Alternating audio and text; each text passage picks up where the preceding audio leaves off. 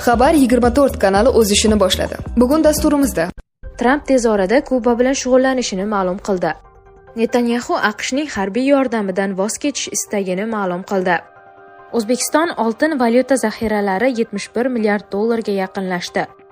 Tramp Eron bilan o't ochishni to'xtatish rejimi o'ta zaif holatda ekanligini ma'lum qildi. Zelenskiy: Putin nihoyat real uchrashuvlarga tayyor. O'zingizni aldamang. Tez-tez hojatga chiqish, siyganda qiynalish, kechasi uxlay olmaslik. Bu oddiy shamollash emas. Bu prostata muammosi. Agar bugun e'tibor bermasangiz, ertaga og'riq ham, asorat ham kuchayadi. Vulkan 100% tabiiy, kuchli tabobat inyomi. Prostata bezidagi yallig'lanishni kamaytiradi. Siydik yo'lini tiklaydi. Erkaklik quvvatini kuchaytiradi. Bir qaror hayotingizni o'zgartiradi. Sokin hayot kechirasiz yoki yana qiynalishda davom etasiz. Tanlov sizniki. Hoziroq qo'ng'iroq qiling va 30% chegirmaga ega bo'ling. Yetkazib berish O'zbekiston bo'ylab mutlaqo bepul. O'zbekiston oltin valyuta zaxiralari 71 milliard dollarga yaqinlashdi. Markaziy bank ma'lumotlariga ko'ra, may oyi boshida zaxiralar 1.9 milliard dollarga ko'paygan. Jahon bozorida oltin narxining o'sishi zaxiralar qiymati oshishiga asosiy omil bo'ldi. Tramp Eron bilan o't ochishni to'xtatish rejimi o'ta zaif holatda ekanligini ma'lum qildi. Hozirgi sulh g'oyatda zaif. Men hatto har qachongidan ham zaifroq deb aytgan bo'lardim. U sun'iy nafas berish apparatida turgandek holatda, dedi prezident Oq uyda jurnalistlar bilan muloqotda. Trampning baholashicha, AQSh va Eron o'rtasidagi o't ochishni to'xtatish kelishuvi saqlanib qolish imkoniyati 1% ga teng.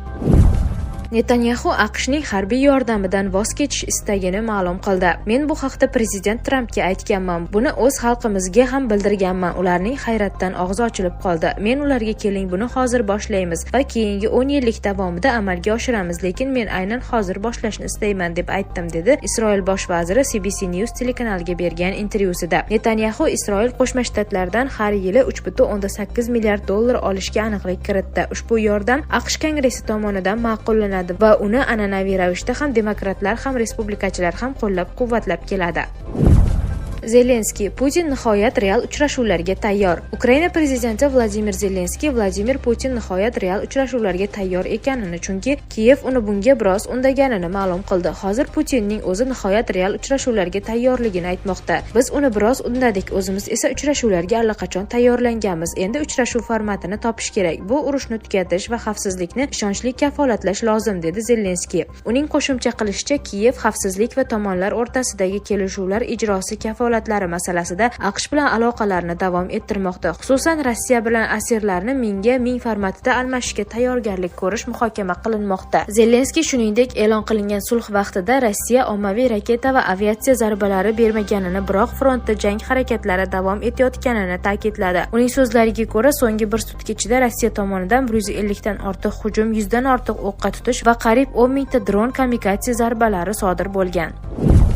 Tramp tez orada Kuba bilan shug'ullanishini ma'lum qildi. Kuba bankrot mamlakat, ko'p yillardan buyon shunday bo'lib kelmoqda. Biz avval bir masalani, keyin esa boshqasini hal qilib olamiz. Kubada odamlar juda ham yomon ahvolda yashaydi. Bu muvaffaqiyatsiz tajriba. Har holda men ispan tilli saylovchilar ovozini olishda ajoyib natija ko'rsatdim. Kuba, Venesuela, ularning barchasi menga ovoz berdi. Bilasizmi, Venesuela hozir juda baxtli mamlakat. Ular baxtsiz edi, endi esa baxtli, dedi AQSh prezidenti.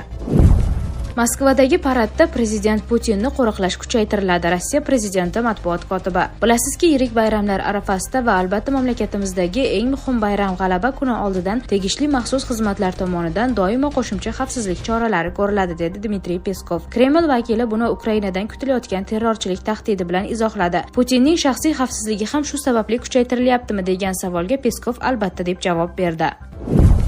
Zelenskiy xorijiy yetakchilarni Moskvaga bormaslikka chaqirdi. Rossiyaliklar yiliga bir marta 1 soatga Qizil maydonga xavfsiz chiqish uchun Ukrainadan o'z paradlarini o'tkazishga ruxsat so'rashmoqda. Shundan so'ng ular yana odamlarimizni o'ldirishda va urushda davom etmoqchi. Rossiyaliklar allaqachon 9-maydan keyingi zarbalar haqida gapirishmoqda. Rossiya rahbariyatining mantig'i g'alati va mutlaqo noadekvat. Shuningdek, Rossiyaga yaqin ayrim davlatlardan ularning vakillari Moskvada bo'lish niyatida ekanligi haqida murojaatlar bor. Bu g'alati g'alati istak, biz buni tavsiya etmaymiz, deydi Ukraina prezidenti. Bundan tashqari u Kiyev Moskvaning harakatlariga mutanosib ish tugatishini yana bir bor ta'kidladi. Buni agar Rossiya zarba bermasa, Ukraina sulhni qo'llab-quvvatlashga tayyorligi sifatida talqin qilish mumkin. Ukrainaning pozitsiyasi maksimal darajada shaffof va adolatli. Biz mutanosib javob qaytaramiz. Agar Rossiya sukunat rejimiga amal qilganda, Ukrainaning uzoq masofali zarbalari ham bo'lmasdi, dedi Zelenskiy. Shu bilan birga prezident Ukraina harbiylariga Rossiya hududiga berilgan uzoq masofali zarbalar uchun minnatdorlik bildirdi.